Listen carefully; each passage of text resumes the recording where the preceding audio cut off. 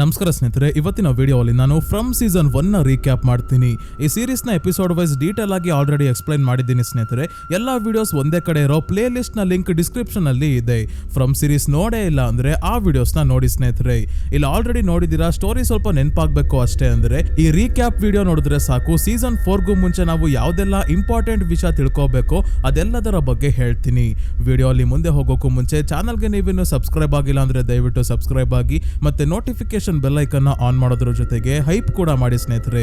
ಇನ್ನ ಚಾನಲ್ಗೆ ಜಾಯ್ನ್ ಆಗಿ ಮೆಂಬರ್ಸ್ ಆಗಿರೋ ಸಿನೆ ಕ್ಲೂ, ಸಚಿನ್ ಗೌಡ, ಯುವ ಎಡಿಟರ್ ಸುಲಕ್ಷಣ ಶೆಟ್ಟಿ, ರವಿಕುಮಾರ್ ಮತ್ತೆ ಮೋಹನ್ ಎಲ್ಲರಿಗೂ ತುಂಬಾನೇ ಥ್ಯಾಂಕ್ಸ್.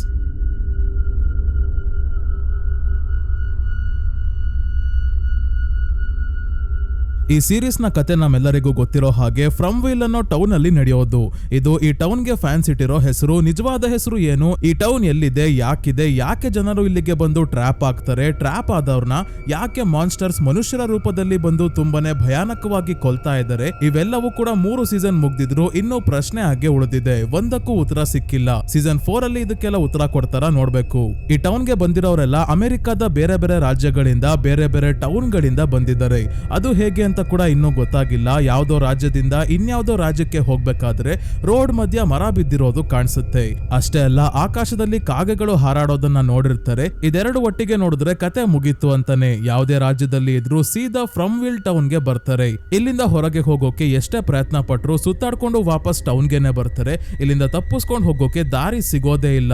ಇದೇ ರೀತಿ ಆಗ್ತಾ ಟೌನ್ ಗೆ ಒಬ್ಬೊಬ್ಬರೇ ಬಂದು ಸೇರ್ಕೊಂತ ಇರ್ತಾರೆ. ಸದ್ಯಕ್ಕೆ ಈ ಟೌನ್ ಅಲ್ಲಿ ಎಲ್ಲರಿಗಿಂತ ಮೊದ್ಲಿಂದ ಅಂದ್ರೆ ಹೆಚ್ಚು ಕಡಿಮೆ 40 ವರ್ಷಗಳಿಂದ ಇದೇ ಟೌನ್ ಅಲ್ಲಿ ಇರೋದು ವಿಕ್ಟರ್. ಆಗ ವಿಕ್ಟರ್ ಚಿಕ್ಕ ಹುಡುಗ ಅಷ್ಟೇ. ಟೌನ್ ಅಲ್ಲಿ ಇವನನ್ನ ಬಿಟ್ಟು ಬೇರೆ ಎಲ್ಲರನ್ನ ಮಾನ್ಸ್ಟರ್ಸ್ ಸಾಯಿಸಿರ್ತವೆ. ಅದಾದ ನಂತರ ಒಬ್ಬೊಬ್ಬರೇ ಬಂದು ಈ ಟೌನ್ ಅಲ್ಲಿ ಸೆಟಲ್ ಆಗ್ತಿರ್ತಾರೆ.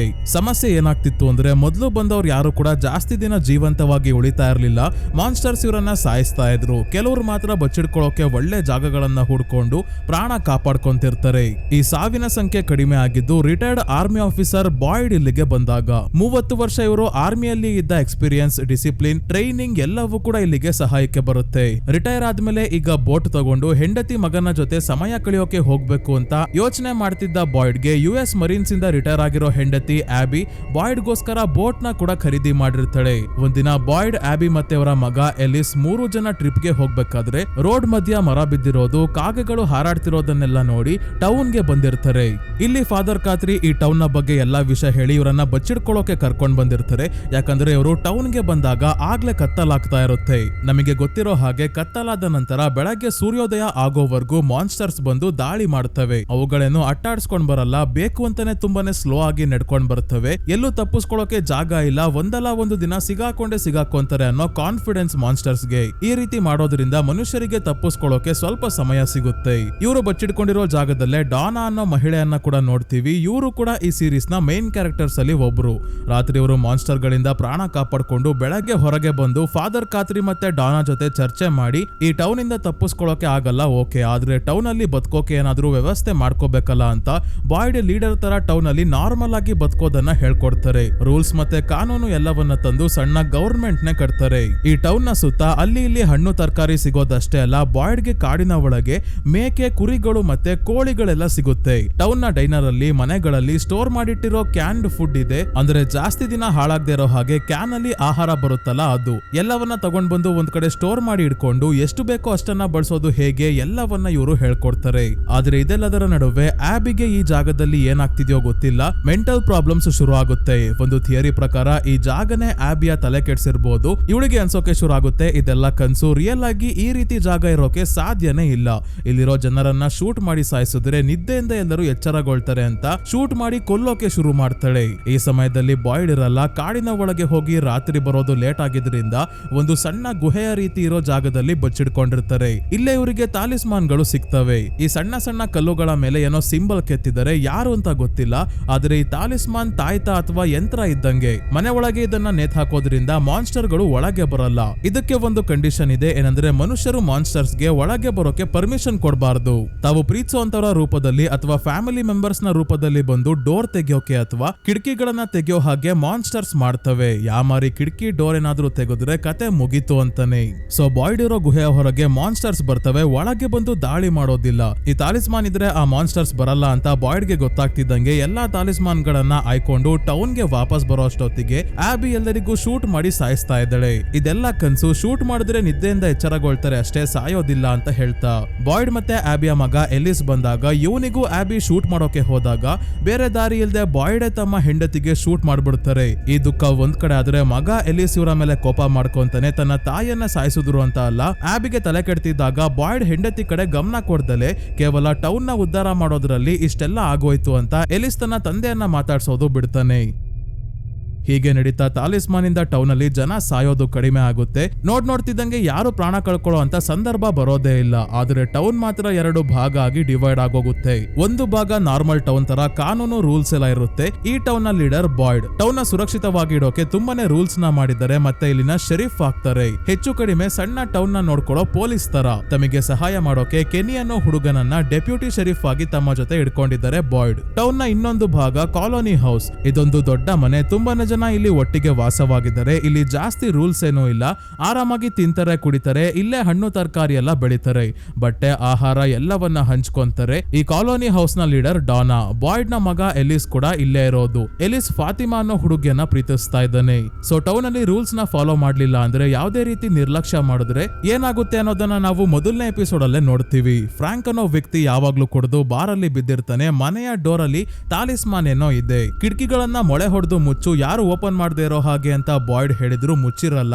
ಮನೆಯಲ್ಲಿ ಹೆಂಡತಿ ಮಗಳಿಬ್ರೆ ಇದ್ದಾಗ ಮಗಳ ರೂಮ್ ನ ಕಿಟಕಿ ಹತ್ರ ಇವಳ ಅಜ್ಜಿಯ ರೂಪದಲ್ಲಿ ಬಂದ ಒಂದು ಮಾನ್ಸ್ಟರ್ ಕಿಟಕಿ ತೆಗೆಸ್ಕೊಂಡು ಒಳಗೆ ನುಗ್ಗಿ ಫ್ರಾಂಕ್ ನ ಹೆಂಡತಿ ಮತ್ತೆ ಮಗಳು ಇಬ್ಬರನ್ನ ಕೂಡ ತುಂಬಾನೇ ಭಯಾನಕವಾಗಿ ಸಾಯಿಸಿರುತ್ತೆ. ಹಾಗಾಗಿ ಫ್ರಾಂಕ್ ನ ತಪ್ಪಿಂದಾನೇ ಇದೆಲ್ಲ ಆಗಿರೋದು ಅಂತ ಇವನಿಗೆ ಬಾಯ್ಡ್ ಶಿಕ್ಷೆ ಕೊಡ್ತಾರೆ. ಅದೇ ಬಾಕ್ಸ್ ಒಳಗೆ ಕಳಿಸೋದು. ಹೆಸರಿಗೆ ತಕ್ಕ ಹಾಗೆ ಒಂದು ದೊಡ್ಡ ಬಾಕ್ಸ್ ನ ಇವರು ಮಾಡಿದರೆ. ಇದರ ಒಳಗೆ ತಾಲಿಸ್ಮಾನ್ ಇರಲ್ಲ. ತಪ್ಪು ಮಾಡಿದವರು ರಾತ್ರಿ ಈ ಬಾಕ್ಸ್ ಒಳಗೆ ಇರಬೇಕು. ಆಗ ಮಾನ್ಸ್ಟರ್ಸ್ ಬಂದು ಬಾಕ್ಸ್ ಅಲ್ಲಿ ಇದ್ದವ್ರನ್ನ ಸಾಯಿಸ್ತವೆ. ಬಾಯ್ಡ್ ಈ ಬಾಕ್ಸ್ ನ ಮಾಡಿರೋದು ಯಾರು ತಪ್ಪು ಮಾಡಬಾರ್ದು, ತಪ್ಪು ಮಾಡೋಕೆ ಹೆದರ್ಕೋಬೇಕು, ಒಬ್ರು ಮಾಡಿದ ತಪ್ಪಿಂದ ತುಂಬಾನೇ ಜನ ಪ್ರಾಣ ಕಳ್ಕೋಬೇಕಾಗುತ್ತೆ ಅಂತ ಈ ರೀತಿ ಶಿಕ್ಷೆ ಕೊಡ್ತೀವಿ ಅಂತ ಹೇಳಿರ್ತಾರೆ. ಇಲ್ಲಿವರೆಗೂ ಭಯಕ್ಕೆ ಯಾರು ಯಾವುದೇ ತಪ್ಪು ಮಾಡಿರ್ಲಿಲ್ಲ. ಈಗ ಫ್ರಾಂಕ್ ಮೊದಲನೇ ಬಾರಿ ತಪ್ಪು ಮಾಡಿರೋದು. ಬಾಯ್ಡ್ಗೆ ಫ್ರಾಂಕ್ ನ ಬಾಕ್ಸ್ ಒಳಗೆ ಹಾಕೋಕೆ ಮನ್ಸೆ ಬರಲ್ಲ. ಹಾಗಾಗಿ ತಾಲಿಸ್ಮಾನ್ ಕೊಟ್ಟು ಇಲ್ಲಿಂದ ತಪ್ಪಿಸ್ಕೊಂಡು ಹೋಗು ಅಂದ್ರು ಫ್ರಾಂಕ್ ಹೋಗಲ್ಲ. ತಾನು ಮಾಡಿದ ತಪ್ಪಿಗೆ ಶಿಕ್ಷೆ ಆಗ್ಲೇಬೇಕು ಅಂತ ತನ್ನ ಸ್ವಂತ ಇಚ್ಛೆಯಿಂದ ಬಾಕ್ಸ್ ಒಳಗೆ ಹೋಗ್ತಾನೆ. ರಾತ್ರಿ ಆಗ್ತಿದ್ದಂಗೆ ಮನುಷ್ಯರ ರೂಪದಲ್ಲಿ ಇರೋ ಮಾನ್ಸ್ಟರ್ಸ್ ಬಂದು ಇವನ ದೇಹ ಎಲ್ಲ ಹರಿದು ಕಿತ್ತಾಕಿ ಸಾಯಿಸಿ ಹೋಗ್ತವೆ. ಇದಾದ್ಮೇಲೆ ಒಂದು ಫ್ಯಾಮಿಲಿ ಅವರು ಹೊಸದಾಗಿ ಎಂಟ್ರಿ ಆಗ್ತಾರೆ. ಅದೇ ಜಿಮ್, ಇವನ ಹೆಂಡತಿ ಟಬಿತಾ, ಇವರ ಇಬ್ಬರು ಮಕ್ಕಳು ಜೂಲಿ ಮತ್ತೆ ಈತನ್. 3ನೇ ಮಗು ಕೂಡ ಇತ್ತು, ಥಾಮಸ್ ಅಂತ. ಜಿಮ್ ಮತ್ತೆ ಟಬಿತಾ ತಮ್ಮ ಮನೆಯಲ್ಲಿ ಇದ್ದಾಗ ಮಗುವಿನ ಡೈಪರ್ ಚೇಂಜ್ ಮಾಡ್ಬೇಕಾದ್ರೆ 1 ಸೆಕೆಂಡ್ಗೆ ಡಿಸ್ಟ್ರಾಕ್ಟ್ ಆಗ್ತಾರೆ ಅಷ್ಟೇ. ಆಗ ಟೇಬಲ್ ಮೇಲಿಂದ ಕೆಳಗೆ ಬಿದ್ದ ಮಗು ಸಾವನ್ನಪ್ಪಿರುತ್ತೆ. ಇದರಿಂದ ಜಿಮ್ ಮತ್ತೆ ಟಬಿತಾ ಯಾವಾಗ್ಲೂ ಜಗಳ ಆಡ್ಕೊಂಡು ಡಿವೋರ್ಸ್ ತಗೊಳ್ಳೋಕೆ ನಿರ್ಧಾರ ಮಾಡಿ ಮಕ್ಕಳಿಗೆ ಈ ವಿಷಯ ಹೇಳೋಕು ಮುಂಚೆ ರೋಡ್ ಟ್ರಿಪ್ಗೆ ಅಂತ RV ಅಲ್ಲಿ ಹೊರಟಿದ್ದವರು ರೋಡ್ ಅಲ್ಲೇ ಅಡ್ಡಕ್ಕೆ ಮರ ಬಿದ್ದಿರೋದು ಮತ್ತೆ ಕಾಗೆಗಳನ್ನ ನೋಡ್ತಾರೆ. ಬೇರೆ ರೋಡ್ ಯಾವ್ದಾದ್ರು ಇದೆಯಾ ಅಂತ ಟರ್ನ್ ಆಗಿ ಬಂದಾಗ ಸೀದಾ ಟೌನ್ ಗೆ ಬರ್ತಾರೆ. ಬಾಯ್ಡ್ ಗೆ ಜಿಮ್ ಹೈವೇಗೆ ಹೋಗೋ ದಾರಿ ಕೇಳಿದಾಗ ಬಾಯ್ಡ್ ಈಗ್ಲೇ ಟೌನ್ ನ ಬಗ್ಗೆ ಹೇಳಲ್ಲ, ನಂಬೋದಿಲ್ಲ ಅಂತ. ಇವ್ರಿಗೆ ಎಕ್ಸ್ಪೀರಿಯನ್ಸ್ ಆಗ್ಲಿ ಅಂತ ಮೊದಲು ಹೀಗೆ ಸ್ಟ್ರೈಟ್ ಆಗಿ ಹೋಗಿ ಅಂತ ಕಳಿಸ್ತಾರೆ. ಎಲ್ಲೂ ಟರ್ನ್ ಆಗದೆ ಸ್ಟ್ರೈಟ್ ಆಗಿ ಹೋದ್ರು ಕೂಡ ಮತ್ತೆ ಟೌನ್ ಗೆನೆ ಬರ್ತಾರೆ. ಯೂ ಟರ್ನ್ ತಗೊಂಡು ವಾಪಸ್ ಹೋದ್ರು ಟೌನ್ ಗೆನೆ ವಾಪಸ್ ಬರ್ತಾರೆ. ಹೀಗೆ ಬರ್ಬೇಕಾದ್ರೆ ಮತ್ತೊಂದು ಕಾರ್ ಮುಂದೆಯಿಂದ ಸ್ಪೀಡ್ ಆಗಿ ಹೇಗ್ ಬೇಕೋ ಹಾಗೆ ಬರ್ತಾ ಇರೋದು ನೋಡಿ ಆಕ್ಸಿಡೆಂಟ್ ತಪ್ಸೋಕೆ ಹೋದಾಗ ಜಿಮ್ ಮತ್ತೆ ಅವನ ಫ್ಯಾಮಿಲಿ ಇದ್ದ RV ಪಲ್ಟಿ ಹೊಡೆದು ಕ್ರಾಶ್ ಆಯ್ತು. ಎಲ್ಲರಿಗೂ ಸಣ್ಣ ಪುಟ್ಟ ಗಾಯ ಆಗುತ್ತೆ. ಆದ್ರೆ ಈತನ ಕಾಲಿಗೆ ಶಾರ್ಪ್ ಆಗಿರೋ ವಸ್ತು ಚುಚ್ಕೊಂಡಿದೆ. RV ಕ್ರಾಶ್ ಆಗಿರೋ ವಿಷಯ ಕೇಳಿ ಟೌನ್ ಇಂದ ತುಂಬಾನೇ ಜನ ಓಡ್ ಬರ್ತಾರೆ. ಈ ಸ್ಪೀಡ್ ಆಗಿ ಬಂದ ಕಾರಲ್ಲಿ ಜೇಡ್ ಮತ್ತೆ ಟೋಬಿ ಅನ್ನೋ ಸಾಫ್ಟ್ವೇರ್ ಡೆವಲಪರ್ಸ್ ಇದ್ರು. ಕೋಟಿಗಟ್ಲೆ ಬೆಲೆ ಬಾಳೋ ತಮ್ಮ ಕಂಪನಿಯನ್ನ ಸೇಲ್ ಮಾಡಿ ನಶೆಯಲ್ಲಿ ಕಾರ್ ಓಡಿಸ್ಕೊಂಡು ಬಂದಿದ್ರಿಂದ ಈ ಆಕ್ಸಿಡೆಂಟ್ ಆಗಿದೆ. ಬಾಯ್ಡ್ ಬಂದು ಜಿಮ್, ಟಬಿತಾ ಮತ್ತೆ ಜೂಲಿನ ಕಾಪಾಡಿ ಕೆನಿ, ಎಲಿಸ್ ಮತ್ತೆ ಫಾದರ್ ಖಾತ್ರಿ ಜೊತೆ ಕಳಿಸ್ತಾರೆ. ಈತನ್ಗೆ ಎಮರ್ಜೆನ್ಸಿ ಟ್ರೀಟ್ಮೆಂಟ್ ಕೊಡೋಕೆ ಕ್ರಿಸ್ಟಿ ಅನ್ನೋ ಮೆಡಿಕಲ್ ಸ್ಟೂಡೆಂಟ್ ಪಲ್ಟಿ ಆಗಿರೋ RV ಒಳಗೇನೆ ಬರ್ತಾಳೆ. Christy 3rd year medical student ಆಗಿದ್ಲು ಇಲ್ಲಿಗೆ ಬರೋಕು ಮುಂಚೆ. ಹಾಗಾಗಿ ಸದ್ಯಕ್ಕೆ ಈ ಟೌನ್ ನ ಡಾಕ್ಟರ್ ಇವಳೆ. ಇಲ್ಲಿಗೆ ಬರೋ ಯಾವ್ಯಾವ ಗಾಡಿಯಲ್ಲಿ ಫಸ್ಟ್ ಏಡ್ ಕಿಟ್ ಇರುತ್ತೋ ಎಲ್ಲ ತೆಕ್ಕೊಂಡು ಒಂದು ಆಂಬುಲೆನ್ಸ್ ಬೇರೆ ಇದೆ, ಅದರಲ್ಲಿ ಇರೋ ಎಕ್ವಿಪ್ಮೆಂಟ್ಸ್ ಎಲ್ಲ ತಗೊಂಡು ಟೌನ್ ನ ಸ್ಕೂಲ್ ನೇ ಹಾಸ್ಪಿಟಲ್ ಮಾಡ್ಕೊಂಡಿದ್ದಾಳೆ. ಗಾಯಕ್ಕೆ ಫಸ್ಟ್ ಏಡ್ ಗೆ ಅವಳ ಹತ್ರ ಎಲ್ಲಾ ವ್ಯವಸ್ಥೆ ಇದೆ. ಆದ್ರೆ ದೊಡ್ಡ ಕಾಯಿಲೆಗಳಿಗೆ ಟ್ರೀಟ್ಮೆಂಟ್ ಕೊಡೋ ಅಂತ ಮೆಡಿಸಿನ್ಸ್ ಮತ್ತೆ ಎಕ್ವಿಪ್ಮೆಂಟ್ಸ್ ಯಾವ್ದು ಇಲ್ಲ. ಸೊ ರಾತ್ರಿ ಆಗ್ತಾ ಬರ್ತಿದೆ ಅಂತ RV ಒಳಗೇನೆ ಈತನ ಕಾಲಿಗೆ ಕಾಲಿಗೆ ಆಗಿರೋ ಗಾಯಕ್ಕೆ ಟ್ರೀಟ್ಮೆಂಟ್ ಕೊಡ್ತಾ ಇದ್ದಾಳೆ. ಬಾಯ್ಡ್ ಆರ್ವಿಗೆನೆ ತಾಲಿಸ್ಮಾನ್ ನೇತ್ ಹಾಕಿ ಮೊದಲನೇ ಬಾರಿ ಎಕ್ಸ್ಪೆರಿಮೆಂಟ್ ಮಾಡ್ತಾರೆ. ಇಲ್ಲಿವರೆಗೂ ಮನೆ ಒಳಗೆ ತಾಲಿಸ್ಮಾನ್ ವರ್ಕ್ ಆಗ್ತಿತ್ತು, ಆರ್ವಿ ಒಳಗೆ ಕಾರ್ ಒಳಗೆಲ್ಲ ನೇತ್ ಹಾಕಿದ್ರೆ ವರ್ಕ್ ಆಗುತ್ತಾ ಅಂತ ಗೊತ್ತಿರ್ಲಿಲ್ಲ. ಕೊನೆಗೆ ರಾತ್ರಿ ಮಾನ್ಸ್ಟರ್ಸ್ ಆರ್ವಿ ಹೊರಗೆ ಬರ್ತವೆ, ಒಳಗೆ ಬರೋದಿಲ್ಲ. ಇದರಿಂದ ತಾಲಿಸ್ಮಾನ್ ಎಲ್ಲೇ ಇದ್ರೂ ವರ್ಕ್ ಆಗುತ್ತೆ ಅಂತ ಬಾಯ್ಡ್ಗೆ ಗೊತ್ತಾಯ್ತು. ಅದೇ ಕೆನಿ, ಫಾದರ್ ಕಾತ್ರಿ ಮತ್ತೆ ಬಾಯ್ಡ್ ನ ಮಗ ಎಲಿಸ್, ಟಬಿತಾ, ಜೂಲಿ ಮತ್ತೆ ಜೇಡ್ ನ ಕಾಲೋನಿ ಹೌಸ್ ಒಳಗೆ ಕರ್ಕೊಂಡು ಹೋಗ್ಬೇಕಾದ್ರೆ ಮಾನ್ಸ್ಟರ್ಸ್ ಬಂದೇ ಬಿಡ್ತವೆ. ಹೇಗೋ ಓಡ್ ಬಂದು ಹಿಡ್ಕೊಳಲ್ವಲ್ಲ, ಇದರಿಂದ ಕಾಲೋನಿ ಹೌಸ್ ಒಳಗೆ ಎಲ್ಲರೂ ಬಂದ್ರು. ಈ ಮಾನ್ಸ್ಟರ್ಸ್ ಅಲ್ಲಿ ಒಬ್ಬ ಹುಡುಗನ ರೂಪದಲ್ಲಿ ಇರೋ ಮಾನ್ಸ್ಟರ್ ಜೂಲಿನ ಮಾತಾಡಿಸ್ತಾನೆ. ಜೂಲಿ ಕೂಡ ಇವನನ್ನ ಯಾರೋ ಪರಿಚಯ ಇರೋ ಹಾಗೆ ನೋಡ್ತಾಳೆ, ಆದ್ರೆ ಇವನು ಯಾರು ಅಂತ ಗೊತ್ತಾಗಲ್ಲ. ನಂತರ ಡಾನಾ ಟಬಿತಾಗೆ ಇಲ್ಲೇನ್ ನಡೀತಿದೆ ಅಂತ ಎಲ್ಲ ಡೀಟೇಲ್ ಆಗಿ ಹೇಳ್ತಿದ್ರೆ ಜೂಲಿನ ಫಾತಿಮಾ ಚೆನ್ನಾಗಿ ನೋಡ್ಕೊಂತಾ ಇದ್ದಾಳೆ. ಮುಂದಿನ ದಿನ ಬೆಳಗ್ಗೆ ಕ್ರಿಸ್ಟಿ ಆರ್ವಿ ಒಳಗೆ ಈತನ್ಗೆ ಟ್ರೀಟ್ಮೆಂಟ್ ಕೊಟ್ಟು ಕಾಲಿಗೆ ಬ್ಯಾಂಡೇಜ್ ಎಲ್ಲ ಹಾಕಿ ಕಾಲೋನಿ ಹೌಸ್ ಗೆನೆ ಕರ್ಕೊಂಡ್ ಬರ್ತಾರೆ. ಇಲ್ಲಿ ಈತನ್ಗೆ ಬಿಳಿ ಬಟ್ಟೆ ಹಾಕಿರೋ ಹುಡುಗ ಕಾಣಿಸ್ಕೊಳ್ಳೋಕೆ ಶುರು ಆಗ್ತಾನೆ. ಇವನ್ಗೆ ಬಿಟ್ರೆ ಬೇರೆ ಯಾರಿಗೂ ಈ ಹುಡುಗ ಕಾಣಿಸ್ತಿಲ್ಲ. ಇನ್ನ ಕೆನಿ ಅವರಮ್ಮ ಡೈನರ್ ಅಲ್ಲಿ ಅಡುಗೆ ತಿಂಡಿ ಎಲ್ಲ ಮಾಡಿ ಟೌನ್ ನ ಜನರ ಹೊಟ್ಟೆ ತುಂಬಿಸ್ತಾ ಇರ್ತಾರೆ. ಅವರಿಗೆ ರೀಸೆಂಟ್ ಆಗಿ ತನ್ನ ಅಣ್ಣ ನೇತನ್ ಜೊತೆ ಬಂದಿರೋ ಸ್ಯಾರಾ ಅನ್ನೋ ಹುಡುಗಿ ಸಹಾಯ ಮಾಡ್ತಿರ್ತಾಳೆ. ಆದ್ರೆ ಇವಳಿಗೆ ಶುರು ಆಗಿರೋ ಒಂದು ದೊಡ್ಡ ಸಮಸ್ಯೆ ಏನಂದ್ರೆ ಯಾರೋ ಮಾತಾಡ್ತಿರೋ ಶಬ್ದ ಇವಳಿಗೆ ಕೇಳಿಸ್ತಾ ಇದೆ. ಯಾರು ಅಂತ ಇವಳಿಗೂ ಗೊತ್ತಿಲ್ಲ, ನಮ್ಗೂ ಗೊತ್ತಾಗಲ್ಲ. ಮಾನ್ಸ್ಟರ್ಸ್ ಆಗಿರ್ಬೋದು, ಯಾವ್ದೋ ಆತ್ಮಗಳಾಗಿರ್ಬೋದು, ಅಥವಾ ಇನ್ಯಾವುದೋ ದುಷ್ಟಶಕ್ತಿಗಳ ಜೊತೆ ಮಾತಾಡ್ತಾ ಇರ್ಬೋದು. ಜನರನ್ನ ಕೊಲೆ ಮಾಡೋಕೆ ಈ ವಾಯ್ಸ್ ಇವಳಿಗೆ ಹೇಳ್ತಾ ಇದೆ. ಇವರು ಹೇಳೋ ಹಾಗೆ ಮಾಡಿದ್ರೆ ಎಲ್ಲರೂ ಸೇಫ್ ಆಗಿ ಮನೆಗೆ ಹೋಗ್ಬೋದು, ಇಲ್ಲ ಅಂದ್ರೆ ಮೊದ್ಲು ಸಾಯೋದು ನಿಮ್ಮ ಅಣ್ಣ ನೇತನ್ ಅಂತ ಹೇಳ್ತಿರೋದಷ್ಟೇ ಅಲ್ಲ, ಮುಂದೆ ಭವಿಷ್ಯದಲ್ಲಿ ಏನಾಗುತ್ತೆ ಅನ್ನೋದನ್ನ ಕೂಡ ಮೊದ್ಲೇ ಸಾರಾಗೆ ಈ ವಾಯ್ಸ್ ಹೇಳ್ತಾ ಇರುತ್ತೆ. ಎಕ್ಸಾಂಪಲ್ ಗೆ ಹೇಳ್ಬೇಕು ಅಂದ್ರೆ ಜಿಮ್ ನ ಆರ್ವಿ ಮತ್ತೆ ಜೇಡ್ ಟೋಬಿ ಇದ್ದ ಕಾರ್ ಎರಡೂ ಕೂಡ ಒಟ್ಟಿಗೆ ಟೌನ್ ಗೆ ಬರೋ ವಿಷಯ ಮೊದ್ಲೇ ಸಾರಾಗೆ ಹೇಳಿರ್ತಾರೆ. ಅಷ್ಟೇ ಅಲ್ಲ, ಬೇರೆ ಬೇರೆ ಭವಿಷ್ಯದಲ್ಲಿ ನಡೆಯೋ ಘಟನೆಗಳ ಬಗ್ಗೆ ಕೂಡ ಸಾರಾಗೆ ಹೇಳ್ತಿರೋದ್ರಿಂದ ಹೌದು ಈ ವಾಯ್ಸ್ ಯಾರ್ದೋ, ಅವರು ಹೇಳ್ತಿರೋ ಹಾಗೆ ಮಾಡಿದ್ರೆ ಎಲ್ಲರೂ ಮನೆಗೆ ವಾಪಸ್ ಹೋಗ್ಬೋದು ಅಂತ ಇವಳ ಮನ್ಸಲ್ಲಿ ಕೂತ್ಬಿಟ್ಟಿರುತ್ತೆ. ಅದಕ್ಕೆ ಇವಳಿಗೆ ಕೇಳಿಸ್ತಾ ಇರೋ ವಾಯ್ಸ್ ಹೇಳ್ದಂಗೆ ಮೊದ್ಲು ಹಾಸ್ಪಿಟಲ್ ಅಲ್ಲಿ ಸ್ವಲ್ಪ ತಲೆಗೆ ಏಟಾಗಿದೆ ಅಂತ ಟ್ರೀಟ್ಮೆಂಟ್ ತಗೊಂತಾ ಇರೋ ಟೋಬಿನ ಸಾರಾ ಕೊಲ್ತಾಳೆ. ಆಮೇಲೆ ಹಾಸ್ಪಿಟಲ್ ಡೋರ್ ನ ಓಪನ್ ಮಾಡಿ ಹೀಗೆ ಬಿಟ್ಟು ಹೋಗಿದ್ರಿಂದ ಮಾನ್ಸ್ಟರ್ಸ್ ಒಳಗೆ ನುಗ್ಗಿ ನರ್ಸ್ ಮತ್ತೆ ಕೆನಿ ಅವ್ರ ಅಪ್ಪನ್ನ ಕೂಡ ಸಾಯಿಸಿ ಹೋಗ್ತವೆ. ಕೆನಿ ಅವ್ರ ಅಪ್ಪಂಗೆ ಡಿಮೆನ್ಷಿಯಾ ಇದೆ ಸ್ನೇಹಿತರೆ, ಅಂದ್ರೆ ಎಲ್ಲ ಮರ್ತೋಗ್ತಿರ್ತಾರೆ. ಮನೆಯಲ್ಲಿ ಇದ್ದಾಗ ನೋಡ್ಕೊಳ್ಳೋಕೆ ಆಗ್ಲಿಲ್ಲ ಅಂದ್ರೆ ಕಿಟಕಿ ಬಾಗಿಲು ತೆಗೆದು ಮಾನ್ಸ್ಟರ್ ನ ಒಳಗೆ ಬಿಟ್ಬಿಡ್ತಾರೆ ಅಂತ ಹಾಸ್ಪಿಟಲ್ ಅಲ್ಲಿ ಇವರನ್ನ ಬಿಟ್ಟಿದ್ರು ಕೆನಿ ಮತ್ತೆ ಅವರ ಅಮ್ಮ. ಆದ್ರೆ ಈಗ ಈ ರೀತಿ ಆಗಿದ್ದು ನೋಡಿ ಇವನಿಗೆ ತುಂಬಾನೇ ದುಃಖ ಆಗುತ್ತೆ. ಸಾರಾ ನಡೆದ ವಿಷಯ ಎಲ್ಲ ತನ್ನ ಅಣ್ಣ ನೇತನ್ಗೆ ಹೇಳ್ತಾಳೆ. ಆದ್ರೆ ನೇತನ್ ಎಲ್ಲಿ ಸಾರಾನ ಬಾಕ್ಸ್ ಒಳಗೆ ಹಾಕ್ತಾರೋ ಅಂತ ಹೆದರ್ಕೊಂಡು ಇವಳು ಮುಂದೆ ಯಾವುದೇ ರೀತಿ ತಪ್ಪು ಮಾಡದೇ ಇರೋ ಹಾಗೆ ನೋಡ್ಕೊಳ್ಳೋಕೆ ನಿರ್ಧಾರ ಮಾಡ್ತಾನೆ. ಅದೇ ಜೇಡ್ ನಶೆಯಿಂದ ಸ್ವಲ್ಪ ಜಾಸ್ತಿ ಹೊತ್ತು ಮಲ್ಗಿ ಎಚ್ಚರಗೊಂಡಾಗ ಡಾನಾ ಮತ್ತೆ ಎಲಿಸ್ ನಡೆದಿರೋ ವಿಷಯ ಎಲ್ಲ ಹೇಳಿದ್ರು ನಂಬ್ತಾನೆ ಇಲ್ಲ. ಇದೆಲ್ಲ ಇವರು ಕಂಪನಿ ಸೇಲ್ ಮಾಡಿರೋ ಖುಷಿಗೆ ಟೋಬಿ ಅರೇಂಜ್ ಮಾಡಿರೋ ಯಾವ್ದೋ ಗೇಮ್ ಅನ್ಕೊಂಡಿದ್ದಾನೆ. ಈ ಜಾಗದಿಂದ ಹೊರಗೆ ಹೋಗೋಕೆ ಏನಾದ್ರೂ ಕ್ಲೂ ಹುಡುಕ್ಬೇಕು, ಯಾವ್ದೋ ಪಜಲ್ ಸಾಲ್ವ್ ಮಾಡ್ಬೇಕು ಅಂತೆಲ್ಲ ಲೈಟ್ ಆಗಿ ತಗೊಂಡು ಓಡಾಡ್ಬೇಕಾದ್ರೆ ಕಾಡಿನ ಹತ್ರ ಒಂದು ರೂಟ್ ಸೆಲಾರ್ ಇದೆ, ಹಳೆ ಕಾಲದ್ದು, ಅಂದ್ರೆ ಅಂಡರ್ ಗ್ರೌಂಡ್ ಬೇಸ್ಮೆಂಟ್ ನ ರೀತಿ ಜಾಗ. ಹಣ್ಣು ತರಕಾರಿ ಎಲ್ಲ ಸ್ಟೋರ್ ಮಾಡೋಕೆ ಯೂಸ್ ಮಾಡ್ತಾ ಇರ್ತಾರೆ. ಈ ರೂಟ್ ಸೆಲಾರ್ಗೆ ಜೇಡ್ ಬಂದಾಗ ಒಂದು ದೊಡ್ಡ ಕಲ್ಲಿನ ಕೆಳಗೆ ಸಿಗಾಕೊಂಡಿರೋ ಒಬ್ಬ ವ್ಯಕ್ತಿಯನ್ನ ಮತ್ತೆ ಗೋಡೆ ಮೇಲೆ ಒಂದು ವಿಚಿತ್ರವಾದ ಸಿಂಬಲ್ ನ ನೋಡ್ತಾನೆ. ಕಣ್ಮುಚ್ಚಿ ಕಣ್ಬಿಡೋ ಅಷ್ಟ್ರಲ್ಲಿ ಎಲ್ಲಾ ಮಾಯ. ಇಲ್ಲಿಂದ ಶುರು ಆಗಿದ್ದು ಇನ್ನ ಈ ಸೀಸನ್ ಮುಗಿಯೋವರೆಗೂ ಅಲ್ಲಿ ಇಲ್ಲಿ ಸಿಂಬಲ್ ಇವನಿಗೆ ಕಾಣಿಸ್ತಾನೆ ಇರುತ್ತೆ. ಆದ್ರೆ ಇನ್ನು ಎಲ್ಲ ಗೇಮ್ ಅಂತ ಅನ್ಕೊಂಡಿರೋ ಜೇಡ್ ನ ಕೆನಿ ಕರ್ಕೊಂಡ್ ಬಂದು ಟೋಬಿಯ ಡೆಡ್ ಬಾಡಿ ತೋರಿಸಿ, ನೋಡಪ್ಪ ನಿನ್ ಗೇಮ್ ಅರೇಂಜ್ ಮಾಡಿರೋ ವ್ಯಕ್ತಿ ಇಲ್ಲಿ ಮಲ್ಕೊಂಡವನೆ ಅಂತ ಹೇಳಿದಾಗ ಜೇಡ್ಗೆ ರಿಯಾಲಿಟಿ ಏನು ಅನ್ನೋದು ಗೊತ್ತಾಯ್ತು. ಇನ್ನೊಂದ್ ಕಡೆ ಈತನ್ ಆ ಬಿಳಿ ಬಟ್ಟೆ ಹಾಕಿರೋ ಹುಡುಗನ ಬಗ್ಗೆ ವಿಕ್ಟರ್ಗೆ ಹೇಳ್ತಾನೆ. ಇದರಿಂದ ವಿಕ್ಟರ್ ಕೂಡ ಶಾಕ್ ಆಗಿದ್ದಾನೆ. ಯಾಕಂದ್ರೆ ವಿಕ್ಟರ್ ಚಿಕ್ಕವನಿದ್ದಾಗ ಈ ಜಾಗದಲ್ಲಿ ಒಬ್ನೇ ಇದ್ದ, ಬೇರೆ ಎಲ್ಲರನ್ನ ಮಾನ್ಸ್ಟರ್ ಸಾಯಿಸಿರ್ತಾವಲ್ಲ, ಆಗ ಆ ಬಿಳಿ ಬಟ್ಟೆ ಹಾಕಿರೋ ಹುಡುಗ ವಿಕ್ಟರ್ಗೂ ಕಾಣಿಸಿರ್ತಾನೆ. ಜೊತೆಗೆ ವಿಕ್ಟರ್ ಇನ್ನೂ ಈ ಜಾಗದಲ್ಲಿ ಏನ್ ನಡೀತಿದೆ ಅಂತ ಪತ್ತೆ ಹಚ್ಚೋದ್ರಲ್ಲೇ ಯಾವಾಗ್ಲೂ ಬ್ಯುಸಿ ಆಗಿರ್ತಾನೆ. ಈಗ ಇವನು ಗಮನಿಸಿರೋ ಮುಖ್ಯವಾದ ವಿಷಯ ಏನಂದ್ರೆ ಕಾಡಿನ ಮರಗಳು ಮೂವ್ ಆಗ್ತಾ ಇದ್ದಾವೆ, 4 ಇಂಚಸ್ ಟೌನ್ಗೆ ಹತ್ರ ಬಂದಿದ್ದಾವೆ ಅನ್ನೋದು ಇವನಿಗೆ ಗೊತ್ತಾಯ್ತು. ಮತ್ತೆ ಜೇಡ್ ಆಗ್ಲೇ ರೂಟ್ ಸೆಲಾರ್ಗೆ ಹೋಗಿದ್ನಲ್ಲ, ಅದೇ ರೂಟ್ ಸೆಲಾರ್ ಅಲ್ಲಿ ವಿಕ್ಟರ್ ಚಿಕ್ಕವನಿದ್ದಾಗ ಬಚ್ಚಿಡ್ಕೊಂಡು ಮಾನ್ಸ್ಟರ್ಸ್ ಇಂದ ಪ್ರಾಣ ಕಾಪಾಡ್ಕೊಂಡಿದ್ದು. ಆ ಜಾಗ ಈ ಸೀರೀಸ್ ಅಲ್ಲಿ ತುಂಬಾನೇ ಇಂಪಾರ್ಟೆಂಟ್ ಸ್ನೇಹಿತರೆ. ಇದಾದ್ಮೇಲೆ ಜಿಮ್, ಟಬಿತಾ ಮತ್ತೆ ಈತನ್ ಟೌನ್ ಅಲ್ಲಿ ಇರೋ ಒಂದು ಮನೆಗೆ ಶಿಫ್ಟ್ ಆಗ್ತಾರೆ. ಫ್ರಾಂಕ್ ನ ಹೆಂಡತಿ ಮಗಳನ್ನ ಮಾನ್ಸ್ಟರ್ ಸಾಯಿಸಿದ್ವಲ್ಲ ಅದೇ ಮನೆ ಇದು. ಆದ್ರೆ ಜೂಲಿ ಕಾಲೋನಿ ಹೌಸ್ ಅಲ್ಲೇ ಉಳ್ಕೊಂತಾಳೆ. ಫಾತಿಮಾ ಇವಳಿಗೆ ಫ್ರೆಂಡ್ ಆಗಿರೋದ್ರಿಂದ ಮತ್ತೆ ತನ್ನ ತಂದೆ ತಾಯಿ ಮೇಲೆ ಇವಳಿಗೆ ಕೋಪ ಕೂಡ ಇದೆ. ಅವರು ಡಿವೋರ್ಸ್ ತಗೊಂತಿರೋ ವಿಷಯ ಇವಳಿಗೆ ಹೇಳಿರಲ್ಲ, ಆದ್ರೆ ಇವಳು ಅವರು ಮಾತಾಡ್ತಿರೋದು ಕೇಳಿಸ್ಕೊಂಡಿದ್ದಾಳೆ. ಹಾಗಾಗಿ ಒಂದಿನ ವಿಕ್ಟರ್ ಈತನ್ನ ಕಾಡಿನ ಒಳಗೆ ಕರ್ಕೊಂಡ್ ಬಂದಿದ್ದ ಆ ಬಿಳಿ ಬಟ್ಟೆ ಹಾಕಿರೋ ಹುಡುಗನನ್ನ ಹುಡ್ಕೋಕೆ. ಕಾಡಿನಲ್ಲಿ ಒಂದು ಕ್ಷಣ ಅವನು ಇವರಿಗೆ ಕಾಣಿಸ್ಕೊಂತಾನೆ. ಆದ್ರೆ ಇದ್ದಕ್ಕಿದ್ದಂಗೆ ಎಲ್ಲೋದ ಅಂತಾನೆ ಗೊತ್ತಾಗಲ್ಲ. ಆ ಹುಡುಗನನ್ನ ಹುಡುಕ್ತಾ ಇವರಿಗೆ ಫಾರ್ ಅವೇ ಟ್ರೀ ಸಿಗುತ್ತೆ. ಈ ಫಾರ್ ಅವೇ ಟ್ರೀ ಬಗ್ಗೆ ವಿಕ್ಟರ್ಗೆ ಗೊತ್ತು. ಈ ಮರದ ಒಳಗೆ ಹೋದ್ರೆ ಕ್ಷಣದಲ್ಲೇ ಒಂದು ಜಾಗದಿಂದ ಇನ್ನೊಂದು ಜಾಗಕ್ಕೆ ಟೆಲಿಪೋರ್ಟ್ ಆಗ್ತಾರೆ. ಆದ್ರೆ ಎಲ್ಲಿಗೆ ಹೋಗ್ತಾರೆ ಅನ್ನೋದು ಹೇಳೋಕಾಗಲ್ಲ. ಹತ್ರ ಇರೋ ಯಾವ್ದಾದ್ರು ಜಾಗಕ್ಕೆ ಹೋಗ್ಬೋದು, ಇಲ್ಲ ತುಂಬಾನೇ ಭಯಾನಕವಾಗಿರೋ ಜಾಗಗಳಿಗೂ ಹೋಗ್ಬೋದು. ಈ ರೀತಿ ಮರಗಳು ಕಾಡಲ್ಲಿ ಒಂದೊಂದ್ ಕಡೆ ಇದಾವೆ.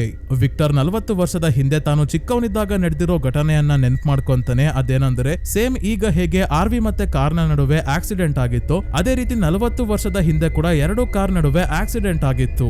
ಆ ಬಿಳಿ ಬಟ್ಟೆ ಹಾಕಿರೋ ಹುಡುಗ ವಿಕ್ಟರ್ಗೆ ಕಾಣಿಸ್ತಿದ್ದ. ಮರಗಳು ಕೂಡ ಮೂವ್ ಆಗ್ತಿದ್ವು. ಅದೇ ಸಮಯದಲ್ಲಿ ಒಂದು ಹತ್ಯಾಕಾಂಡನೆ ನಡೆದಿರುತ್ತೆ. ವಿಕ್ಟರ್ ಬಿಟ್ಟು ಎಲ್ಲರೂ ಸಾವನ್ನಪ್ಪಿರ್ತಾರೆ. ಜೊತೆಗೆ ಅವಾಗವಾಗ ವಿಕ್ಟರ್ಗೆ ಅಷ್ಟೇ ಅಲ್ಲ, ತುಂಬಾನೇ ಜನರಿಗೆ ಕಾಡಿನಲ್ಲಿ ನಾಯಿಗಳು ಕೂಡ ಕಾಣಿಸ್ಕೊಂತಾ ಇರ್ತವೆ.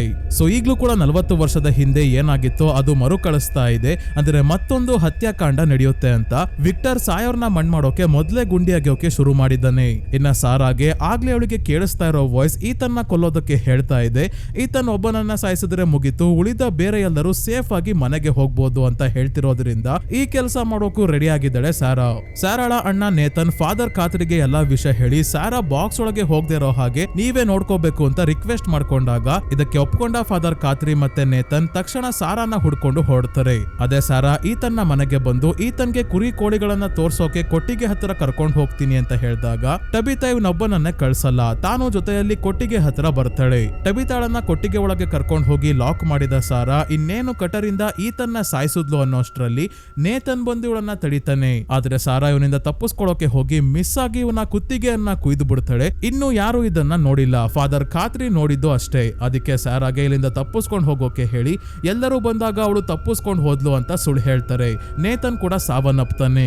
ನಂತರ ಒಂದಾದ್ಮೇಲೆ ಒಂದು ಶಾಕಿಂಗ್ ವಿಷಯ ನಮ್ಗೆ ಗೊತ್ತಾಗ್ತಾ ಹೋಗುತ್ತೆ.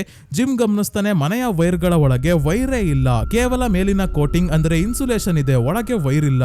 ಅಂದ್ರೆ ಮನೆಯಲ್ಲಿ ಇರೋ ಲೈಟ್ಸ್ ಎಲ್ಲ ಆನ್ ಆಗೋಕೆ ಸಾಧ್ಯನೇ ಇಲ್ಲ, ಆದ್ರೂ ಲೈಟ್ ಹತ್ಕೊಂತವೆ. ಟಬಿತಾ ತನ್ನ ಮನೆಯಲ್ಲಿ ಇದ್ದ ಹಳೆ ವಸ್ತುಗಳನ್ನ ಡೈನರ್ ನ ಸ್ಟೋರ್ ರೂಮ್ ಅಲ್ಲಿ ಇಟ್ ಬರೋಕೆ ಹೋದಾಗ ಇಲ್ಲಿ ಒಂದು ಬ್ರೇಸ್ಲೆಟ್ ನ ನೋಡಿ ಇವಳು ಶಾಕ್ ಆಗೋಗ್ತಾಳೆ. ಯಾಕಂದ್ರೆ ಈ ಬ್ರೇಸ್ಲೆಟ್ ನ ಇವಳು ಜಿಮ್ಗೋಸ್ಕರ ಅವನ ತಂದೆಯ ಶೂಲೇಸಸ್ ಇಂದ ಮಾಡಿದ್ಲು. ಅದು ಯಾವಾಗ ಅಂದ್ರೆ ಇವರಿಬ್ರು ಡೇಟ್ ಗೆ ಹೋಗ್ತಿದ್ದಂತ ಸಮಯದಲ್ಲಿ. ಜೂಲಿ ಹುಡ್ದಾಗ ಹಾಸ್ಪಿಟಲ್ ಅಲ್ಲಿ ಜಿಮ್ ಈ ಬ್ರೇಸ್ಲೆಟ್ ನ ಕಳ್ಕೊಂಡಿರ್ತಾನೆ. ಅದು ಇಲ್ಲಿಗೆ ಹೇಗ್ ಬಂತು ಅಂತಾನೆ ಇವಳಿಗೆ ಗೊತ್ತಾಗಲ್ಲ. ಆಮೇಲೆ ಮಗ ಈತನ ಜೊತೆ ಸೇರಿ ಮನೆಯಲ್ಲಿ ಇರೋ ವೈರ್ಗಳು ಎಲ್ಲಿಗೆ ಹೋಗ್ತಾ ಇದಾವೆ ಅಂತ ಚೆಕ್ ಮಾಡೋಕೆ ಬೇಸ್ಮೆಂಟ್ ಅಲ್ಲಿ ಗುಂಡಿ ಅಗೆಯೋಕೆ ಶುರು ಮಾಡ್ತಾಳೆ. ಯಾಕಂದ್ರೆ ಮನೆಯ ವೈರ್ಸ್ ಅಂದ್ರೆ ಇನ್ಸುಲೇಷನ್ ಮಾತ್ರ ಇರೋ ವೈರ್ಸ್ ಭೂಮಿ ಒಳಗೆ ಹೋಗ್ತಾ ಇದೆ. ಈತನ್ಗೆ ಕಾಲಾಗಲ್ಲ, ಅವನ ಕೈಯಲ್ಲಿ ಯಾಕೆ ಟಬಿತಾ ಕೆಲಸ ಮಾಡಿಸ್ತಾ ಇದ್ದಾಳೆ ಅನ್ಕೊಂಡ್ರ. ಈತನ್ನ ಗಾಯ ಕೂಡ ಆಶ್ಚರ್ಯ ಅನ್ನೋ ಹಾಗೆ ತುಂಬಾನೇ ವೇಗವಾಗಿ ವಾಸಿ ಆಗ್ತಾ ಇದೆ. ಮತ್ತೆ ಜೇಡ್ ಒಬ್ಬ software engineer, gym amusement park ಗಳನ್ನ ಡಿಸೈನ್ ಮಾಡೋ ಇಂಜಿನಿಯರ್. ಹಾಗಾಗಿ ಇಬ್ರು ಸೇರಿ ಒಂದು ರೇಡಿಯೋ ಕಟ್ಟಿ ಹೊರಗೆ ಸಿಗ್ನಲ್ ಕಳ್ಸೋಕೆ ಆಗುತ್ತಾ ಅಂತ ಟ್ರೈ ಮಾಡೋಕೆ ಕಾರ್ಗಳಲ್ಲಿ ಇರೋ ಪಾರ್ಟ್ಸ್ ಕಿತ್ಕೊಂಡ್ ಬಂದು ಸಣ್ಣ ಆಂಟೆನಾ ಎಲ್ಲ ಫಿಕ್ಸ್ ಮಾಡಿ ರೇಡಿಯೋ ರೆಡಿ ಮಾಡ್ತಾರೆ. ನಂತರ ಒಂದು ದೊಡ್ಡ ಮರ ಹತ್ತಿ ಜಿಮ್ ಆಂಟೆನಾ ಫಿಕ್ಸ್ ಮಾಡ್ಬೇಕಾದ್ರೆ ಜೇಡ್ಗೆ ಮರದಲ್ಲಿ ಸೋಲ್ಜರ್ಸ್ ನ ಡೆಡ್ ಬಾಡಿಗಳು ಉಲ್ಟಾ ನೇತಾಡ್ತಿರೋ ಹಾಗೆ ಮತ್ತೆ ಒಬ್ಬ ಗಾಯಗೊಂಡಿರೋ ಸೋಲ್ಜರ್ ಇವನ ಮೇಲೆ ಶೂಟ್ ಮಾಡೋಕೆ ಬರೋ ಹಾಗೆ ಭ್ರಮೆ ಆಗುತ್ತೆ. ಅಷ್ಟೇ ಅಲ್ಲ, ಇವನು ರೂಟ್ ಸೆಲ್ಲರ್ ಅಲ್ಲಿ ನೋಡಿದ ಸಿಂಬಲ್ ನ ಇಲ್ಲೂ ನೋಡ್ತಾನೆ. ಈ ಸೋಲ್ಜರ್ಸ್ ಅಮೆರಿಕನ್ ಸಿವಿಲ್ ವಾರ್ ನ ಕಾಲದವರು. ಅಂದ್ರೆ 1861ರಲ್ಲಿ ಸಿವಿಲ್ ವಾರ್ ಆಗಿದ್ದು. ಆಗ ಸಾವನ್ನಪ್ಪಿರೋ ಸೋಲ್ಜರ್ಸ್ ನ ದೃಶ್ಯ ಈಗ ಯಾಕೆ ಜೇಡ್ಗೆ ಕಾಣಿಸ್ತು ಅನ್ನೋದಕ್ಕೂ ಕೂಡ ಉತ್ತರ ಸಿಕ್ಕಿಲ್ಲ. ಜಿಮ್ಗೆ ರೇಡಿಯೋ ಇಂದ ಒಂದು ಕ್ಷಣಕ್ಕೆ ಸಿಗ್ನಲ್ ಸಿಗುತ್ತೆ. ಹಾಗಾಗಿ ಕಾಲೋನಿ ಹೌಸ್ ಮೇಲೆ ಒಂದು ದೊಡ್ಡ ಟವರ್ ಕಟ್ಟಿ ರೇಡಿಯೋ ಇಂದ ಟೌನ್ ನ ಹೊರಗೆ ಇರೋರ್ನ ಕಾಂಟ್ಯಾಕ್ಟ್ ಮಾಡಬಹುದು ಅಂತ ಪ್ಲಾನ್ ಮಾಡೋಕೆ ಶುರು ಮಾಡ್ತಾನೆ. ಅದೇ ಜೇಡ್ ಡೈನರ್ ಗೆ ಬಂದು ತನಗೆ ಕಾಣಿಸ್ತಾ ಇರೋ ಸಿಂಬಲ್ ನ ಡ್ರಾ ಮಾಡ್ಬೇಕಾದ್ರೆ ಇದನ್ನ ಕೆನಿ ಅವರಮ್ಮ ನೋಡಿ ಸ್ಟೋರ್ ರೂಮ್ ಗೆ ಕರ್ಕೊಂಡ್ ಬಂದು ಒಂದು ನೋಟ್ ಬುಕ್ ತೆಗೆದು ತೋರಿಸ್ತಾರೆ. ಈ ನೋಟ್ ಬುಕ್ ಅಲ್ಲಿ ಸೇಮ್ ಇದೇ ರೀತಿ ಸಿಂಬಲ್ ನ ಈ ನೋಟ್ ಬುಕ್ ನ ಓನರ್ ಡ್ರಾ ಮಾಡಿದರೆ. ಈ ಸ್ಟೋರ್ ರೂಮ್ ಅಲ್ಲಿ ಇರೋ ವಸ್ತುಗಳೆಲ್ಲ ಟೌನ್ ಅಲ್ಲಿ ಮೊದಲು ವಾಸವಾಗಿದ್ದವ್ರದು. ಹಾಗಾಗಿ ಈ ನೋಟ್ ಬುಕ್ ನ ಓನರ್ಗೂ ಜೇಡ್ ನ ರೀತಿ ಸಿಂಬಲ್ಸ್ ಕಾಣಿಸ್ತಾ ಇತ್ತು ಅಂತ ಅರ್ಥ. ಫಾದರ್ ಖಾತ್ರಿ ತಮ್ಮ ಚರ್ಚ್ ನ ಬೇಸ್ಮೆಂಟ್ ಅಲ್ಲಿ ಸಾರಾನ ಬಂಧಿಸಿ ಇಟ್ಕೊಂಡಿದ್ದಾರೆ. ಒಂದೇ ಒಂದು ಕಾರಣಕ್ಕೆ ಅವಳನ್ನ ಇನ್ನೂ ಬಾಕ್ಸ್ ಒಳಗೆ ಹಾಕಿಲ್ಲ. ಅದೇ ಇವಳಿಗೆ ಕೇಳಿಸ್ತಾ ಇರೋ ವಾಯ್ಸ್. ಆ ವಾಯ್ಸ್ ಇಂದ ಯಾವುದೇ ರೀತಿ ಇವ್ರಿಗೆ ಸಹಾಯ ಆದ್ರೂ ಒಳ್ಳೇದೇ ಅಲ್ವಾ ಅಂತ ಫಾದರ್ ಖಾತ್ರಿಗೆ ಅವಳ ಜೊತೆ ಯಾವುದೋ ಅಮಾನುಷ ಶಕ್ತಿಗಳು ಮಾತಾಡ್ತಿದಾವೆ ಅನ್ನೋದು ನಂಬಿಕೆ ಬರ್ತಿಲ್ಲ. ಹಾಗಾಗಿ ಮತ್ತೆ ಸಾರಾಗೆ ವಾಯ್ಸ್ ಎಲ್ಲ ಕೇಳಿಸೋಕೆ ಶುರು ಆಗುತ್ತೆ. ಇವಳ ಜೊತೆ ಮಾತಾಡ್ತಿರೋ ಆ ಅಮಾನುಷ ಜೀವಿಗಳು ಇವಳ ಕೈಯಲ್ಲಿ ಪೇಪರ್ ಮೇಲೆ ಒಂದು ಚಿತ್ರ ಬಿಡಿಸ್ತವೆ. ಮತ್ತೆ ಸಾರಾ, ನೀವು ಒಂದು ಬ್ಯಾಗ್ ನ ಇಲ್ಲಿಗೆ ಬಂದಾಗ ಮಣ್ಣಲ್ಲಿ ಹೂತಾಕಿದ್ರಂತೆ, ಅದನ್ನ ಶರೀಫನ್ನ ಅವರು ನೋಡಿದರೆ ಅವರು ಇರೋದಕ್ಕೆ ಇದೇ ಸಾಕ್ಷಿ ಅಂತ ಹೇಳಿದಾಗ ಫಾದರ್ ಖಾತ್ರಿ ಓಡ್ ಬಂದು ತಾವು ತುಂಬಾನೇ ವರ್ಷಗಳ ಹಿಂದೆ ಈ ಟೌನ್ ಗೆ ಬಂದಾಗ ಮಣ್ಣಲ್ಲಿ ಊತ್ ಹಾಕಿದ್ದ ಬ್ಯಾಗ್ ನ ಹೊರಗೆ ತೆಗಿತಾರೆ. ಈ ಬ್ಯಾಗ್ ಅಲ್ಲಿ ಒಂದು ಚಾಕ್ಲೇಟ್ ಇದೆ. ಈ ಚಾಕ್ಲೇಟ್ ರ್ಯಾಪರ್ ಮೇಲಿರೋ ಚಿತ್ರನೇ ಸ್ಯಾರಾ ಕೂಡ ಡ್ರಾ ಮಾಡಿರೋದು. ಈ ಬ್ಯಾಗ್ ಮಣ್ಣಲ್ಲಿ ಊತ್ ಹಾಕಿರೋ ವಿಷಯ ಸ್ಯಾರಾಗೆ ಇರ್ಲಿ ಯಾರಿಗೂ ಕೂಡ ಗೊತ್ತಿಲ್ಲ. ಅಂದ್ರೆ ಖಂಡಿತ ಈ ಜಾಗದಲ್ಲಿ ಮಾನ್ಸ್ಟರ್ಸ್ ಗಳ ಜೊತೆ ಮತ್ತೊಂದು ಅಮಾನುಷ ಶಕ್ತಿಗಳಿದಾವೆ ಅಂತ ಇವರಿಗೆ ಕನ್ಫರ್ಮ್ ಆಯ್ತು. ಈ ಎಲ್ಲಾ ಶಾಕಿಂಗ್ ವಿಷಯಗಳನ್ನ ಕೇಳಿ ಸುಧಾರಿಸ್ಕೊಳ್ಳೋ ಅಷ್ಟರಲ್ಲೇ ಬಾಯ್ಡ್ ಗೆ ಪಾರ್ಕಿನ್ಸನ್ಸ್ ಕಾಯಿಲೆಯ ಸಿಂಪ್ಟಮ್ಸ್ ಶುರು ಆಗಿರೋದು ಗೊತ್ತಾಗುತ್ತೆ. ಅಂದ್ರೆ ನರಕ್ಕೆ ಸಂಬಂಧಿಸಿದ ಕಾಯಿಲೆ ಇದು. ಮೊದಲು ಕೈ ಶೇಕ್ ಆಗೋಕೆ ಶುರು ಆಗುತ್ತೆ, ಹೋಗ್ತಾ ಹೋಗ್ತಾ ಓಡಾಡೋಕು ಆಗಲ್ಲ, ಮಾತಾಡೋಕು ಆಗಲ್ಲ ಅಂತ ಪರಿಸ್ಥಿತಿ ಬರುತ್ತೆ. ಹಾಗಾಗಿ ಇವರು ನಿರ್ಧಾರ ಮಾಡ್ತಾರೆ ಸುಮ್ನೆ ಇಲ್ಲೇ ಕುತ್ಕೊಳ್ಳೋದು ಬಿಟ್ಟು ತಮಗೆ ಏನಾದ್ರೂ ಆಗೋಷ್ಟ್ರಲ್ಲಿ ಕಾಡಿನ ಒಳಗೆ ಎಷ್ಟು ದೂರ ಆಗುತ್ತೋ ಅಷ್ಟು ದೂರ ಹೋಗಿ ಟೌನ್ ಇಂದ ಹೊರಗೆ ಹೋಗೋಕೆ ದಾರಿ ಏನಾದ್ರೂ ಸಿಗುತ್ತಾ ಅಂತ ನೋಡೋಕೆ ಡಿಸೈಡ್ ಮಾಡಿದ್ದಾರೆ. ಈ ವಿಷಯ ಕೆನಿಗೆ ಹೇಳಿದಾಗ ಇವನಿಗೆ ತುಂಬಾನೇ ಕೋಪ ಬರುತ್ತೆ. ಮೊದ್ಲೇ ತಂದೆಯನ್ನ ಕಳ್ಕೊಂಡಿದ್ದಾನೆ, ತಂದೆಯ ಸ್ಥಾನದಲ್ಲಿ ಇರೋ ಬಾಯ್ಡ್ ನ ಕೂಡ ಕಳ್ಕೊಳ್ಳೋಕೆ ಇವನಿಗೆ ಇಷ್ಟ ಇಲ್ಲ. ಆದ್ರೆ ಬಾಯ್ಡ್ ಹೇಗೋ ಮಾಡಿ ಕಾಯಿಲೆಯಿಂದ ಸಾಯೋದ್ರ ಬದಲು ಕಾಡಿನಲ್ಲಿ ಹೊರಗೆ ಹೋಗೋ ದಾರಿಯನ್ನ ಹುಡ್ಕೋಕೆ ಹೋಗೋದೇ ಒಳ್ಳೇದು. ಅಕಸ್ಮಾತ್ ನಾನು ಜೀವಂತವಾಗಿ ವಾಪಸ್ ಬಂದ್ರೆ ಎಲ್ಲರೂ ಸೇಫ್ ಆಗಿ ಇಲ್ಲಿಂದ ಮನೆಗೆ ಹೋಗ್ಬೋದು, ಬರ್ಲಿಲ್ಲ ಅಂದ್ರೆ ಇನ್ಮೇಲಿಂದ ನೀನೇ ಈ ಟೌನ್ ನ ಶರೀಫ್ ಅಂತ ಕೆನಿಗೆ ಹೇಳ್ತಾರೆ. ಇಲ್ಲಿವರೆಗೂ ಕಾಡಿನ ಒಳಗೆ ಹೋಗೋಕೆ ಟ್ರೈ ಮಾಡ್ದಲೆ ಈಗ ಯಾಕೆ ಹೋಗ್ತಿದ್ದಾರೆ ಅಂದ್ರೆ ತಾಲಿಸ್ಮಾನ್ ಆರ್ವಿ ಒಳಗೆ ಹಾಕ್ದಾಗ್ಲಿಂದ ವೆಹಿಕಲ್ ಒಳಗೆ ಇದು ವರ್ಕ್ ಆಗುತ್ತೆ ಅಂದ್ರೆ ಟೆಂಟ್ ಒಳಗೆ ನೇತ್ ಹಾಕಿದ್ರು ವರ್ಕ್ ಆಗುತ್ತೆ ಅನ್ನೋ ನಂಬಿಕೆ ಮೇಲೆ ಬಾಯ್ಡ್ ಹೊರಟಿದ್ದಾರೆ. ಅದೇ ಕಾಲೋನಿ ಹೌಸ್ ಅಲ್ಲಿ ವಿಕ್ಟರ್ ಅನ್ಕೊಂಡಿದ್ದು ನಿಜ ಆಗೋಕೆ ಹೊರಟಿದೆ. ಹೊರಗೆ ಇವನು ತೆಗೆದಿರೋ ಗುಂಡಿಗಳ ಒಳಗೆ ಬಾಡಿ ಬೀಳೋ ಸಮಯ ಬಂದಿದೆ. ಒಬ್ಬ ವ್ಯಕ್ತಿಯ ಹತ್ರ ಪ್ರತಿದಿನ ರಾತ್ರಿ ಒಂದು ಮಾನ್ಸ್ಟರ್ ಹುಡುಗಿಯ ರೂಪದಲ್ಲಿ ಕಿಟಕಿ ಹೊರಗೆ ಬಂದು ಇವನ ಜೊತೆ ಮಾತಾಡ್ತಾ ಇರುತ್ತೆ. ಇವನು ಕೂಡ ಇವಳನ್ನ ಪ್ರೀತಿಸೋಕೆ ಶುರು ಮಾಡಿರ್ತಾನೆ. ಕೊನೆಗೆ ಇವನನ್ನ ಯಾಮಾರಿಸಿ ಕಿಟಕಿ ತೆಗೆಯೋ ಹಾಗೆ ಮಾಡಿದಾಗ ಒಳಗೆ ನುಗ್ಗಿ ಮೊದಲು ಈ ವ್ಯಕ್ತಿಯನ್ನೇ ಸಾಯಿಸೋದು. ಆಮೇಲೆ ತನ್ನ ಫ್ರೆಂಡ್ಸ್ ನೆಲ್ಲ ಈ ಮಾನ್ಸ್ಟರ್ ಒಳಗೆ ಕರ್ಕೊಂಡು ಎಲ್ಲರ ಮೇಲೂ ದಾಳಿ ಮಾಡಿ ಕೊಲ್ಲೋಕೆ ಶುರು ಮಾಡಿದಾಗ ಡಾನ ಎಷ್ಟು ಜನರನ್ನ ಕಾಪಾಡೋಕೆ ಆಗುತ್ತೋ ಅಷ್ಟು ಜನರನ್ನ ವ್ಯಾನ್ ಒಳಗೆ ತುಂಬಿಕೊಂಡು ಟೌನ್ ಕಡೆ ಹೊರಡ್ತಾರೆ. ವಿಕ್ಟರ್ ಕೊನೆಗೂ ಮಾರಣ ಹೋಮ ಶುರು ಆಯ್ತು ಅಂತ ಜೂಲಿಗೆ ತಾನು ಇಷ್ಟು ವರ್ಷ ಮಾಡಿರೋ ಡ್ರಾಯಿಂಗ್ಸ್ ನ ಕೊಟ್ಟು ಕಿಟಕಿ ಮುಖಾಂತರ ಹಗ್ಗದ ಸಹಾಯದಿಂದ ಕೆಳಗೆ ಇಳಿಸಿ ಕಾಡಿನ ಒಳಗೆ ಕರ್ಕೊಂಡ್ ಬರ್ತಾನೆ. ಮತ್ತೆ ಫಾರವೇ ಟ್ರೀ ಒಳಗೆ ಹೋಗು, ನಾನು ಕೂಡ ಹಿಂದೆನೆ ಬರ್ತೀನಿ ಅಂತ ಕಳಿಸ್ತಾನೆ. ವಿಕ್ಟರೇ ಹೇಳಿರೋ ಹಾಗೆ ಈ ಮರದಿಂದ ಹೋದ್ರೆ ಎಲ್ಲಿಗೆ ಬೇಕಾದ್ರೂ ಹೋಗ್ಬೋದು, ಆದ್ರೆ ಜೂಲಿ ಸೇಫ್ ಆಗಿರ್ತಾಳೆ ಅಂತ ವಿಕ್ಟರ್ಗೆ ಯಾಕೆ ಅನಿಸ್ತು ಅಂದ್ರೆ ಆ ಬಿಳಿ ಬಟ್ಟೆ ಹಾಕಿರೋ ಹುಡುಗನಿಂದ ಅವನೇ ಈ ದಾರಿನ ತೋರಿಸಿರೋದು ಅಂದ್ರೆ ಏನು ತೊಂದರೆ ಆಗಲ್ಲ ಅಂತ ಇವನಿಗೆ ನಂಬಿಕೆ ಇದೆ. ಇಲ್ಲಿವರೆಗೂ ಹುಡುಗ ಇವನಿಗೆ ಸಹಾಯನೇ ಮಾಡಿರೋದು. ಹಾಗಾಗಿ ಇನ್ನೊಂದ್ ಕಡೆ ಬಾಯ್ಡ್ ಹತ್ರ ಫಾದರ್ ಖಾತ್ರಿ ಮಾತಾಡೋಕೆ ಬಂದು ಸ್ಯಾರಾ ಬಗ್ಗೆ ಎಲ್ಲಾ ವಿಷಯ ಹೇಳಿದರೆ ಬಾಯ್ಡ್ ಕೂಡ ತಾವು ಕಾಡಿಗೆ ಹೋಗ್ತಿರೋ ವಿಷಯ ಹೇಳಿದಾಗ ಫಾದರ್ ಖಾತ್ರಿ ನಾನು ಮತ್ತೆ ಸ್ಯಾರಾ ಕೂಡ ನಿಮ್ ಜೊತೆ ಬರ್ತೀವಿ, ನಿಮಗೆ ಸಹಾಯ ಆಗುತ್ತೆ ಅಂತ ಏನೋ ಹೇಳ್ತಾರೆ. ಆದ್ರೆ ಇದೇ ಸಮಯಕ್ಕೆ ಡಾನಾ ಜನರನ್ನ ವ್ಯಾನ್ ಅಲ್ಲಿ ತುಂಬಿಕೊಂಡು ಇಲ್ಲಿಗೆ ಬಂದಿದ್ರಿಂದ ಬಾಯ್ಡ್ ಮತ್ತೆ ಫಾದರ್ ಖಾತ್ರಿ ಎಲ್ಲರನ್ನ ಪೋಸ್ಟ್ ಆಫೀಸ್ ಒಳಗೆ ಕರ್ಕೋಬೇಕಾದ್ರೆ ಒಂದು ಮಾನ್ಸ್ಟರ್ ಫಾದರ್ ಖಾತ್ರಿ ಅವರ ಮುಖವನ್ನ ಪರ್ಚ್ಬಿಡುತ್ತೆ. ಇದರಿಂದ ತುಂಬಾನೇ ರಕ್ತ ಹೋಗಿ ಇಲ್ಲೇ ಇವರು ಸಾವನ್ನಪ್ತಾರೆ. ಇನ್ನ ಫಾತಿಮಾ ಮತ್ತೆ ಎಲಿಸ್ ಕಾಲೋನಿ ಹೌಸ್ ಒಳಗೇನೆ ಒಂದು ಜಾಗದಲ್ಲಿ ಎಲ್ಲಾ ಡೋರ್ ಗಳನ್ನ ಲಾಕ್ ಮಾಡ್ಕೊಂಡು ತಾಲಿಸ್ಮಾನ್ ನೇತ್ ಹಾಕೊಂಡಿದ್ರಿಂದ ಅವರು ಬಚಾವಾಗಿದ್ದಾರೆ. ಫಾರವೇ ಟ್ರೀ ಒಳಗೆ ಹೋದ ಜೂಲಿ ಟೆಲಿಪೋರ್ಟ್ ಆಗಿ ರೂಟ್ ಸೆಲಾರ್ ಒಳಗೆ ಬರ್ತಾಳೆ. ಬೆಳಗ್ಗೆವರೆಗೂ ಇಲ್ಲೇ ಇದ್ದು ತನ್ನ ಫ್ಯಾಮಿಲಿ ಇರೋ ಮನೆಗೆ ಬಂದು ನಡೆದ ವಿಷಯ ಎಲ್ಲ ಹೇಳಿ ವಿಕ್ಟರ್ ಕೊಟ್ಟು ಕಳಿಸಿರೋ ಡ್ರಾಯಿಂಗ್ಸ್ ಎಲ್ಲ ತೋರಿಸ್ತಾಳೆ. ಈತನ್ಗೆ ಇವಳು ಫಾರವೇ ಟ್ರೀ ಇಂದ ಟೆಲಿಪೋರ್ಟ್ ಆಗಿ ಬಂದಿದ್ದಾಳೆ ಅಂತ ಗೊತ್ತಾಯ್ತು. ಹಾಗಾದ್ರೆ ವಿಕ್ಟರ್ ಕೂಡ ಟೆಲಿಪೋರ್ಟ್ ಆಗಿ ಬೇರೆ ಕಡೆ ಎಲ್ಲಾದ್ರೂ ಹೋಗಿರ್ತಾನೆ, ಅವನನ್ನ ಹುಡುಕ್ಬೇಕು ಅಂತ ಈತನ್ ಹೇಳಿದ್ರು. ಟಬಿತಾ ಮತ್ತೆ ಜಿಮ್ ಕೇಳ್ತಿಲ್ಲ. ಜೇಡ್ಗೆ ಸಿಂಬಲ್ಸ್ ನ ಬರ್ದಿರೋ ನೋಟ್ ಬುಕ್ ಸಿಕ್ಕಿದ್ಯಲ್ಲ, ಈ ನೋಟ್ ಬುಕ್ ನ ನೋಡ್ಬೇಕಾದ್ರೆ ಅಂಟ್ಕೊಂಡಿರೋ 2 ಪೇಜಸ್ ನ ನಡುವೆ ಒಂದು ಫೋಟೋ ಸಿಗುತ್ತೆ. ಈ ಫೋಟೋ ಅಲ್ಲಿ ನೋಟ್ ಬುಕ್ ನ ಓನರ್ ಮತ್ತೆ ಹಿಂದೆ ಚಿಕ್ಕ ಹುಡುಗ ಆಗಿರೋ ವಿಕ್ಟರ್ ಇದ್ದಾನೆ. ಇದರಿಂದ ಜೇಡ್ಗೆ ಗೊತ್ತಾಗುತ್ತೆ ವಿಕ್ಟರ್ ಚಿಕ್ಕವನಿದ್ದಾಗ್ಲಿಂದ ಇಲ್ಲೇ ಇದ್ದಾನೆ ಅಂದ್ರೆ ಖಂಡಿತ ಅವನಿಗೇನೋ ಗೊತ್ತಿದೆ ಅಂತ ವಿಕ್ಟರ್ ನ ಹುಡ್ಕೋಕೆ ಶುರು ಮಾಡ್ತಾನೆ. ಬಾಯ್ಡ್ ಹಾಸ್ಪಿಟಲ್ ಅಲ್ಲಿ ಇರೋ ತಮ್ಮ ಮಗನನ್ನ ಮಾತಾಡ್ಸ್ಕೊಂಡು ಹೋಗೋಕೆ ಅಂತ ಬರ್ತಾರೆ. ಕಾಡಿಗೆ ಹೋದ್ರೆ ವಾಪಸ್ ಬರ್ತಾರೋ ಇಲ್ವೋ ಇವ್ರಿಗೆ ಗೊತ್ತಿಲ್ವಲ್ಲ, ಆದ್ರೆ ಈಗ್ಲೂ ಎಲಿಸ್ ಇವರ ಜೊತೆ ಸರಿಯಾಗಿ ಮಾತಾಡಲ್ಲ. ಡಾನಾಗೆ ಎಲ್ಲಾ ವಿಷಯ ಗೊತ್ತಾದ್ಮೇಲೆ ಯಾರ ಕೈಯಲ್ಲೂ ಮಾಡೋಕಾಗದೆ ಇರೋದನ್ನ ಇಲ್ಲಿವರೆಗೂ ಬಾಯ್ಡ್ ಮಾಡ್ತಾನೆ ಬಂದಿದ್ದಾರೆ. ಈಗ್ಲೂ ಕಾಯಿಲೆ ಶುರು ಆಗಿದ್ರು ಜನರನ್ನ ಕಾಪಾಡೋಕೆ ಹೊರಟಿರೋದ್ರಿಂದ ಡಾನಾಗೆ ಏನ್ ಹೇಳ್ಬೇಕು ಅಂತಾನೆ ಗೊತ್ತಾಗ್ತಿಲ್ಲ. ಬಾಯ್ಡ್ ಸ್ಯಾರಾ ಹತ್ರ ಹೋಗಿ ಫಾದರ್ ಖಾತ್ರಿ ಸಾವನ್ನಪ್ಪಿದ್ದಾರೆ, ನಾವಿಬ್ರೇ ಈಗ ಟೌನ್ ಇಂದ ಹೊರಗೆ ಹೋಗೋ ದಾರಿ ಹುಡುಕ್ಬೇಕು ಅಂತ ಹೇಳಿ ಮೊದಲು ಕಾಡಿನಲ್ಲಿ ಇರೋ ಒಂದು ಸಣ್ಣ ಶೆಡ್ ಒಳಗೆ ಅವಳನ್ನ ಬಿಟ್ಟು ಲಗೇಜ್ ಪ್ಯಾಕ್ ಮಾಡ್ಕೊಂಡ್ ಬರೋಕೆ ಹೋಗ್ತಾರೆ. ಫಾತಿಮಾ ಎಲಿಸ್ಗೆ ಬಾಯ್ಡ್ ಇವನಿಗೋಸ್ಕರ ಏನೆಲ್ಲ ಮಾಡಿದ್ದಾರೆ, ಇವನನ್ನ ಕಾಪಾಡೋಕೆ ಸ್ವಂತ ಹೆಂಡತಿಯನ್ನ ಕೊಂದಿದ್ದಾರೆ. ಇಷ್ಟು ವರ್ಷ ಇವನು ಕೋಪ ಮಾಡ್ಕೊಂಡಿದ್ರು. ಬಾಯ್ಡ್ ಒಂದು ಮಾತು ಬೈಯೋದಾಗ್ಲಿ ಕೇರ್ ಮಾಡೋದು ಕಡಿಮೆ ಮಾಡೋದಾಗ್ಲಿ ಏನು ಮಾಡಿಲ್ಲ. ಅವರನ್ನ ಮೊದಲು ಭೇಟಿಯಾಗಿ ಹೋಗು ಅಂತ ಕಳಿಸ್ತಾಳೆ. ಹಾಗಾಗಿ ಬಾಯ್ಡ್ ನ ಕಾಡಿನವರೆಗೂ ಫಾಲೋ ಮಾಡ್ಕೊಂಡ್ ಬಂದು ಎಲಿಸ್ ಇವರಿಗೆ ಕ್ಷಮೆ ಕೇಳ್ತಾನೆ ಮತ್ತೆ ತಾನು ಮಾಡಿರೋ ತಪ್ಪಿನ ಅರಿವಾಗಿ ತುಂಬಾನೇ ಅಳ್ತಾನೆ. ಈ ಕಡೆ ಟಬಿತಾ ಮಲಗಿದ್ದಾಗ ಕನ್ಸಲ್ಲಿ ತಾನು ಲೈಟ್ ಹೌಸ್ ನ ಮೆಟ್ಟಿಲುಗಳ ಮೇಲೆ ನಡ್ಕೊಂಡು ಹೋಗ್ತಾ ಇದ್ದಾಗ ಗೋಡೆ ಮೇಲೆ 1506ರಿಂದ ಹಿಡಿದು 1978ರವರೆಗೆ ಬೇರೆ ಬೇರೆ ಡೇಟ್ಸ್ ಬರ್ದಿದೆ. ಇಲ್ಲಿ 1978 ತುಂಬಾನೇ ಇಂಪಾರ್ಟೆಂಟ್, ಯಾಕಂದ್ರೆ ಅದೇ ವರ್ಷ ವಿಕ್ಟರ್ ಈ ಟೌನ್ ಗೆ ಬಂದಿದ್ದು. ಮತ್ತೆ ಇನ್ನೊಂದು 1864 ಅಮೆರಿಕನ್ ಸಿವಿಲ್ ವಾರ್ ನಡೀತಿದ್ದಂತ ಸಮಯ. ಜೇಡ್ಗೆ ಇದೇ ಸಿವಿಲ್ ವಾರ್ ಅಲ್ಲಿ ಇದ್ದ ಸೋಲ್ಜರ್ಸ್ ಕಾಣಿಸ್ಕೊಂಡಿದ್ದು. ಇದರ ಕತೆ ಏನು ಅಂತ ಮುಂದಿನ ಸೀಸನ್ಸ್ ಅಲ್ಲಿ ನೋಡೋಣ.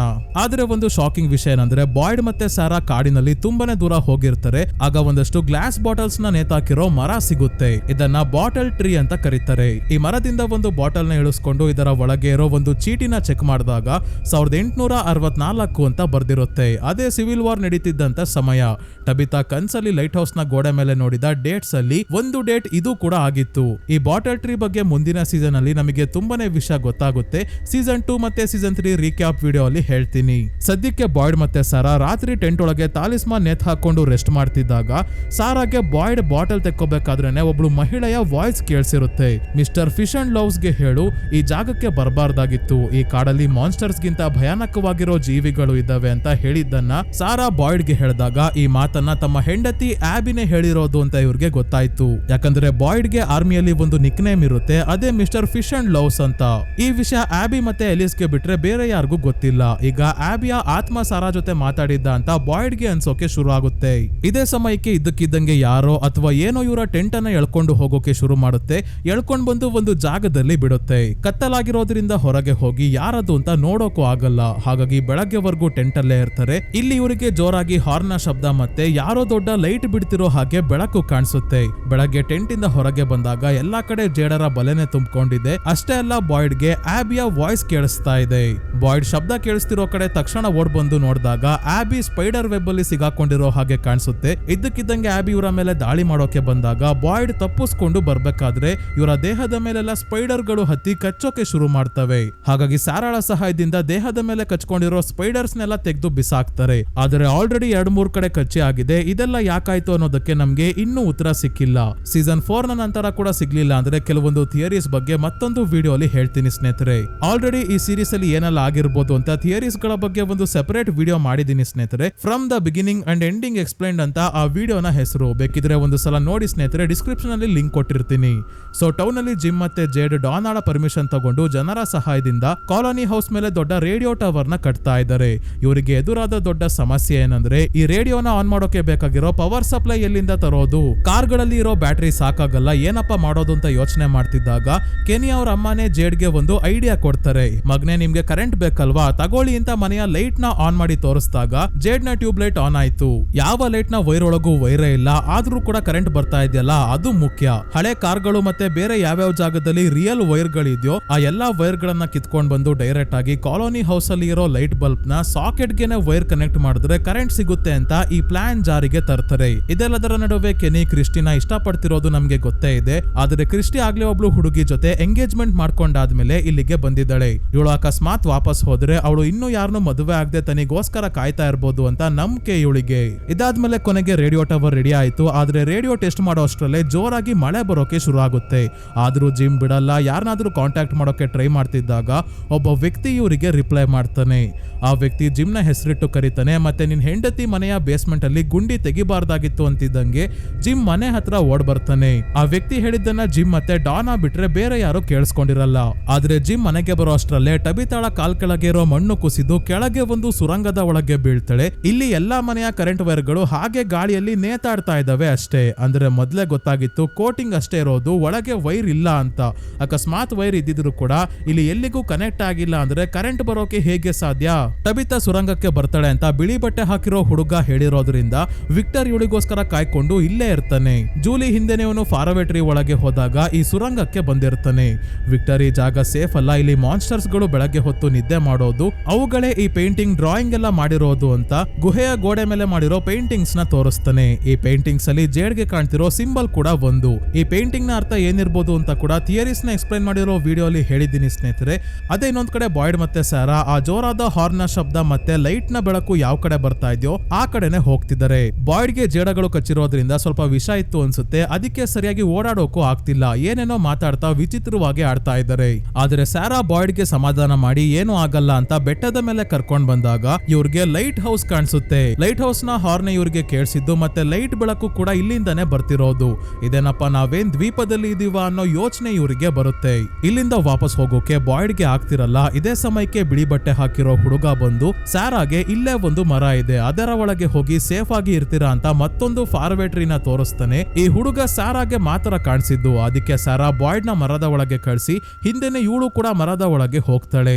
ಇಲ್ಲಿಂದ ಸ್ಯಾರಾ ಟೆಲಿಪೋರ್ಟ್ ಆಗಿ ಎಲ್ಲಿಗೆ ಹೋಗ್ತಾಳೆ ಅನ್ನೋದು ನೆಕ್ಸ್ಟ್ ಸೀಸನ್ ನ ರೀಕ್ಯಾಪ್ ವಿಡಿಯೋ ಅಲ್ಲಿ ನೋಡೋಣ. ಆದ್ರೆ ಬಾಯ್ಡ್ ಒಂದು ಸಣ್ಣ ಬಾವಿ ಒಳಗೆ ಹೋಗ್ತಾರೆ. ಮತ್ತೆ ಟೌನ್ ಅಲ್ಲಿ ಈಗಿರೋ ಸಮಸ್ಯೆನೆ ಸಾಲ್ದು ಅಂತ ಒಂದು ದೊಡ್ಡ ಬಸ್ ಟೌನ್ ನ ಡೈನರ್ ಹತ್ರ ಬರುತ್ತೆ. ಸೊ ಮೊದಲನೇ ಸೀಸನ್ ಇಲ್ಲಿಗೆ ಮುಗಿಯುತ್ತೆ. ಆದ್ರೆ ಈ ವಾಯ್ಸ್ ಓವರ್ ನ ಮಾಡ್ಬೇಕಾದ್ರೆ ನಾನು ಇನ್ಸ್ಟಾಗ್ರಾಮ್ ನ ನೋಡಿದಾಗ ಗೊತ್ತಾಯ್ತು ಸ್ನೇಹಿತರೆ, ಆಗ್ಲೇ ಫ್ರಮ್ ಸೀಸನ್ 5 ನ ಕೂಡ ಅನೌನ್ಸ್ ಮಾಡಿದ್ದಾರೆ. ಮುಂದಿನ ವರ್ಷ ಅಂದ್ರೆ 2027ಕ್ಕೇನೆ ಫ್ರಮ್ ಸೀಸನ್ 5 ಬರುತ್ತೆ. ಮತ್ತೆ ಅದೇ ಕೊನೆಯ ಸೀಸನ್ ಆಗಿರುತ್ತೆ ಅಂತ ಕೂಡ ಹೇಳಿದ್ದಾರೆ. ಅಂದ್ರೆ ನನ್ಗನ್ಸೋ ಪ್ರಕಾರ ಸೀಸನ್ 4 ಅಲ್ಲೂ ಕೂಡ ತುಂಬಾನೇ ಪ್ರಶ್ನೆಗಳಿಗೆ ಉತ್ತರ ಸಿಗಲ್ಲ. ಸೀಸನ್ 5 ಅಲ್ಲಿ ಸಿಗ್ಬಹುದು. ನೋಡೋಣ ಸ್ನೇಹಿತರೆ, ಸೀಸನ್ 4 ಮುಗಿಯೋಕೆನೆ ತುಂಬಾನೇ ಸಮಯ ಬೇಕು. ಯಾಕಂದ್ರೆ ವಾರಕ್ಕೆ ಒಂದೇ ಎಪಿಸೋಡ್ ರಿಲೀಸ್ ಆಗ್ತಾ ಇರೋದು. ಸೀಸನ್ 4 ನ ಎಲ್ಲಾ ಎಪಿಸೋಡ್ಸ್ ಬ್ರೇಕ್ ಡೌನ್ ಮಾಡಿ ಆದ್ಮೇಲೆ ಸಪರೇಟ್ ಆಗಿ ಸೀಸನ್ 4 ಗೆ ಸಂಬಂಧಪಟ್ಟ ಥಿಯರೀಸ್ ಬಗ್ಗೆ ಕೂಡ ಒಂದು ವಿಡಿಯೋ ಮಾಡಿ ಹೇಳ್ತೀನಿ. ಸದ್ಯಕ್ಕೆ ಈ ವಿಡಿಯೋ ನಿಮ್ಗೆ ಹೇಗನಿಸ್ತು ಅಂತ ಕಮೆಂಟ್ ಮಾಡಿ ತಿಳಿಸಿ ಸ್ನೇಹಿತರೆ. ವಿಡಿಯೋ ಇಷ್ಟ ಆಗಿದ್ರೆ ಲೈಕ್ ಮಾಡಿ, ಚಾನಲ್ಗೆ ಸಬ್ಸ್ಕ್ರೈಬ್ ಆಗೋದ್ರ ಜೊತೆಗೆ ಹೈಪ್ ಕೂಡ ಮಾಡಿ ಸ್ನೇಹಿತರೆ. ಇದೇ ರೀತಿಯ ವಿಡಿಯೋವಿನೊಂದಿಗೆ ಮತ್ತೆ ನಿಮ್ಮನ್ನ ಭೇಟಿ ಆಗ್ತೀನಿ.